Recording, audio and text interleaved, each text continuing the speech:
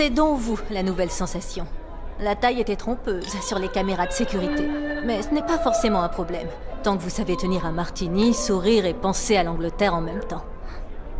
Dickie S vous tient en haute estime, et ça n'arrive pas tous les jours. Vous avez le chic pour vous faire remarquer. Les Templiers n'aiment pas trop les apparitions publiques, sauf si vous êtes de la famille royale et que vous maîtrisez le petit geste de la main et le sourire crispé. L'étoile montante d'aujourd'hui est le paria de demain. On peut sauver le monde et être muté en Sibérie l'instant d'après. On peut faire sortir le lion de Babylone, mais pas l'inverse, n'est-ce pas? Continuez à sourire, ça vaut mieux comme ça. Ma sœur et moi pouvons être votre rocher dans ces eaux calmes. Tout ce que je vous demande, c'est de vous habiller de façon avantageuse. Si l'humanité devait connaître un nouvel âge, je ne voudrais pas que vous ayez l'air d'avoir dormi sous les ponts. Ne faites pas attention à ma sœur. Elle ne s'intéresse qu'au défilé. Elle croit que Jacques de Molay est un label de haute couture. Je suis plutôt un genre d'experte en politique. Oui, je sais, la coupe de cette robe n'exprime pas une personnalité très réservée. Mais vous savez ce qu'on dit? Il ne faut pas rougir de ses qualités. Et il se trouve que ses jambes ont un doctorat en sciences politiques. Les Templiers, l'ensemble du monde secret, tout ça tient de la mécanique complexe. Il y a toujours quelque chose à réajuster ou à graisser. Vous êtes un rouage minuscule, quoique parfaitement ajusté, si j'ose dire, au cœur d'une immense et terrifiante machinerie. Loin de moi l'idée de vous accabler, mon ange, mais c'est comme ça depuis la nuit des temps. Alors, quand vos vapeurs d'héroïsme se dissipent, souvenez-vous comment le monde fonctionne dans un esprit déplorablement mercenaire. C'était un club réservé aux hommes, au bon vieux temps des privilèges.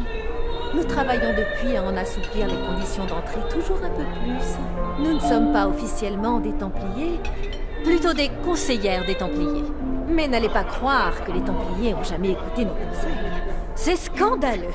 Qui leur dit ce qu'il ne faut pas porter et qui apporte une touche de distinction à ce morne complexe militaro-occulte si ce n'est nous? C'est la recruteuse romaine qui a pris contact avec vous?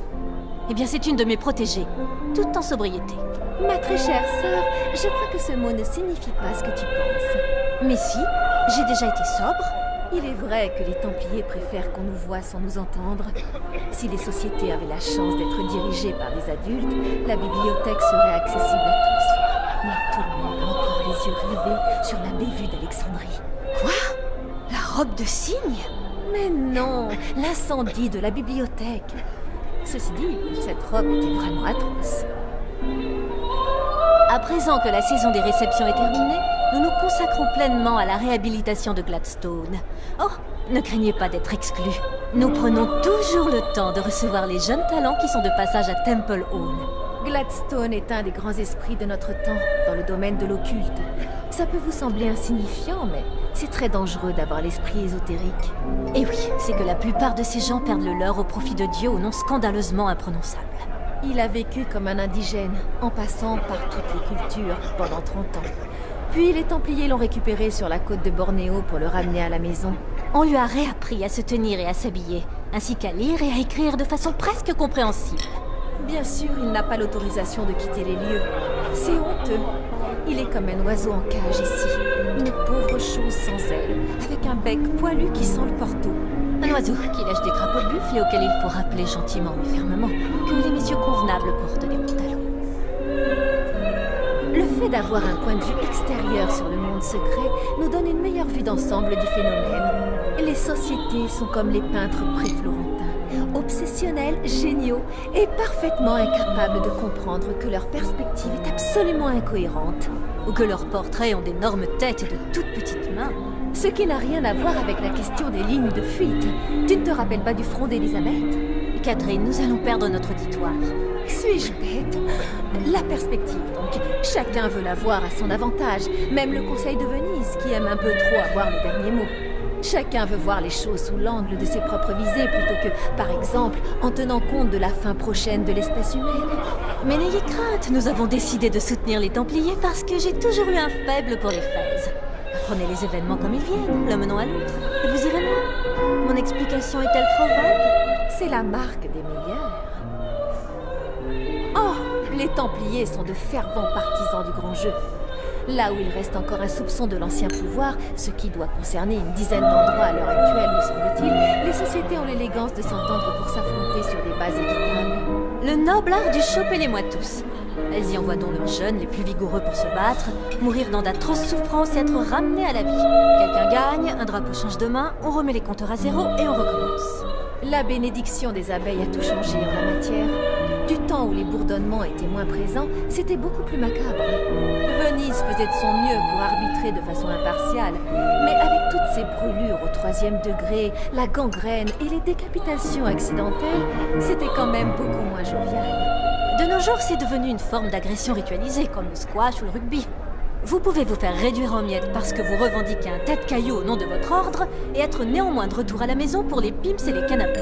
Et quelle meilleure façon d'employer le don sacré de la vie éternelle, je vous le demande. Nous serons là pour vous encourager. Allez les rouges! Les Illuminati sont du genre à croire que faire ronfler le moteur d'un bolide est la meilleure des entrées en matière. Depuis qu'ils ont rompu avec le mysticisme dans le seul but d'ennuyer les Templiers, ils ont élevé la vulgarité au rang d'art moderne. Leur avenir ressemble plus à 1984 que l'œuvre d'Orwell n'a jamais pu s'en approcher. Ils sont tout en épaulettes et en gomina, à tracer des lignes avec leurs cartes platine. Toute cette symbolique maçonnique, les loges dorées, ce n'est qu'une façade. Il n'y a plus de poignée de main secrète. Il y a longtemps qu'ils ne savent plus ce qu'est le protocole, à part en infrastructure client-serveur. Il est possible que nous soyons un peu partials, dans la mesure où nous n'avons jamais fait partie de la liste des invités du sous-sol de la Grosse Pomme. On dit que c'est le Guggenheim des abris anti-atomiques. Oh, le labyrinthe. J'imagine qu'ils n'ont pas complètement oublié leur classique. Oh, et puis c'est qu'ils sont industrieux. Ils préparent une révolution qui sera non seulement télévisée, mais en VOD. L'Empire romain II. Rome, version hard. Caligula, avec Otto Bronzan.